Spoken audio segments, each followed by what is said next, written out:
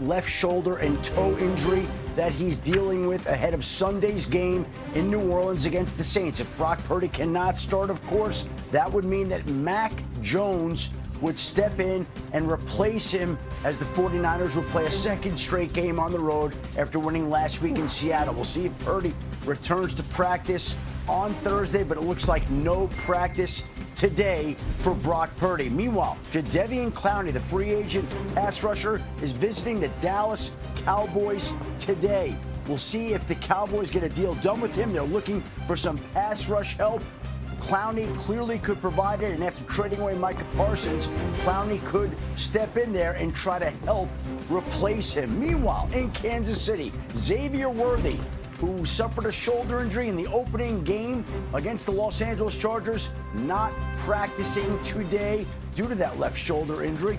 The Chiefs head coach Andy Reid has said that Worthy is day to day ahead of Sunday's Super Bowl rematch against the Eagles, but it certainly sounds like he's dealing with some pain in that dislocated shoulder, and we'll see if he's able to make it back this week in time for that big matchup on Sunday. All right, great stuff, Adam. He's with us throughout the show. More updates from Adam coming your way. And mentioning that Super Bowl rematch, Chiefs, Eagles, Patrick Mahomes talked about watching that tape back today.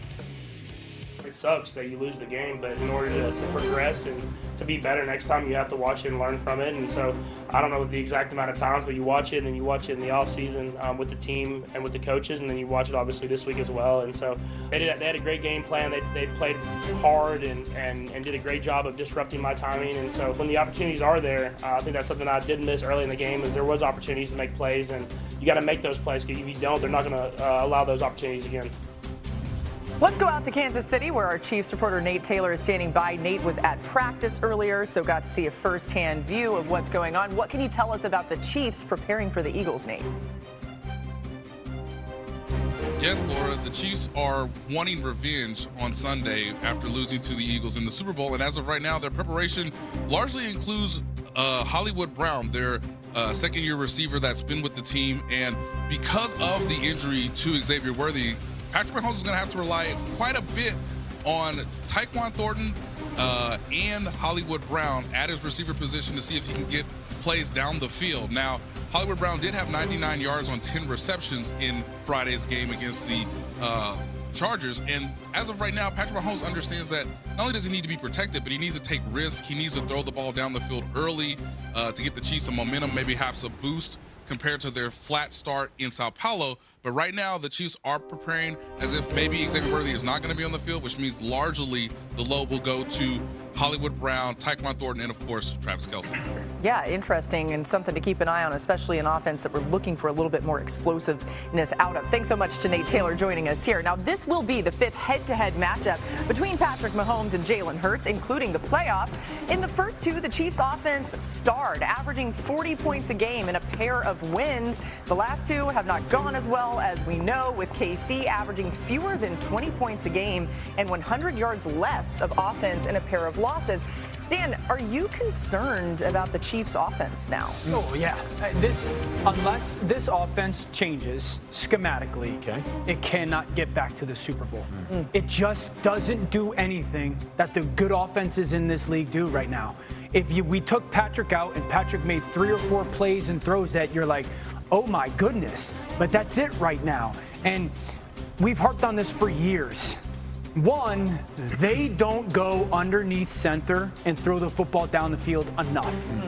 And when they do try and do it, they're unsuccessful doing it. Now, Andy Reid, one of the greatest coaches of all time, Matt Nagy, a very bright offensive mind. If there's two coaches who can fix it, it's them. Yep. And so I'm not telling everybody right now that this is the concern. I'm telling everybody in Kansas City and your fans, if this doesn't change, you will look back in November and December and be like, why aren't we winning? And I'll tell you, this will be the reason why, okay? Like, this is the foreshadowing. If this doesn't change, if you don't go downfield more, if you don't get under center more, if you don't build play action more, if when you do, you don't hit those shots downfield, this will be the reason why. And we can come back to this episode of NFL Live and realize what the problem was. Well, the game plan on Friday night was Patrick Mahomes be Superman and the rest of you were along for the ride, right? Because I don't know what the offensive identity was leaving that game down in Brazil. And you're talking about trying to take shots down the field more. Worth noting, it's a tiny sample size, but Patrick Mahomes on Friday night, 6.6 yards per attempt. He's never had a season where he averaged that number or below. Even if the scheme changes, do they have the guys right now? Do they have the horses to do it? Like, I'm just telling you, do you think a defensive coordinator is sitting there saying, you know what, we got to account for that Tyquan Thornton down the field because he's fast. He is fast. That's incredibly accurate. He was a 4.28 guy in the combine coming out of Baylor. That being said, I just don't know that there's a single player on this offense until Rashee Rice returns or Xavier Worthy returns that a defensive coordinator says, we build the game plan around him. Patrick Mahomes excluded, obviously. Is there a single skill guy that you feel that way about? Remember, Rashee Rice, week 6, so you got a long time for then. It's going to be a little bit of time, and that's the concerning part for me, right? When Xavier Worthy comes back, you're hoping that he can fill that number 1 receiver void until Rice is there. With no Xavier Worthy, if there's no Xavier Worthy, Hollywood Brown, does he have juice down the field? He does, but for your number 1 guy, everything needs to be on the table. You got to be able to push down the field. You also got to be able to win on slants, out routes, some of these more mundane or boring routes that Patrick Mahomes can rely on and say, hey, this guy's one-on-one, I'm going to you. I don't see that right now with the way the roster's constructed, but I will say, big picture, when Rice comes back and Xavier Worthy is healthy and Hollywood Brown and Juju and Thornton, like, you have a receiving core, not even including Travis Kelce, that is more than enough for this offense to be special. I agree with that. It's 1 week. But when you watch the pass concepts, and I understand they're not their maybe marquee guys, guys' spacing's poor. Sometimes I'm sitting there going, what's Patrick supposed to do with the football? And so, can we throw the graphics of some of the numbers up? Like, you go back over the last couple seasons. This is a team that's in the conversation with, like, the Cleveland Browns when it comes to throwing the football downfield. I don't know what that's supposed to be, but go ahead. I don't want In the success of doing it. It's Hawk's first show back as well, he forgot shots already. And just like the success of doing it. So something's got to change. Or they're going to be sitting there. The Super Bowl is completely out of question. Eagles this week, Ravens week 4, by the way. That's the scary part about the Chiefs is because, like, they have struggled at the wide receiver position for the past few seasons.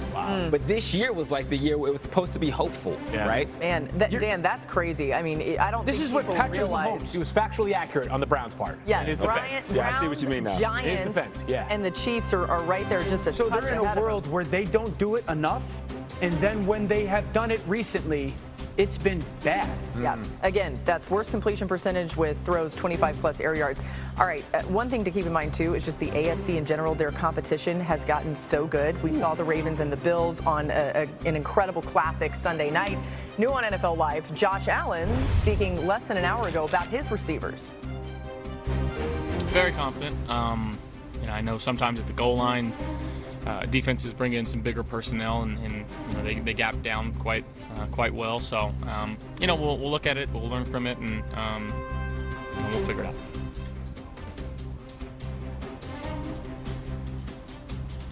Yeah, it means a lot.